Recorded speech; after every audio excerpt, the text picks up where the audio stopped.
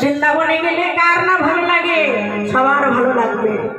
সেখানে এত সুন্দর জায়গা, যমুনার জল, যমুনায় যখন আপনি পাড়ে এসে বসবেন, এত সুন্দর মনোরম হাওয়া, মনে হবে না আর ফিরে ফিরে যায়।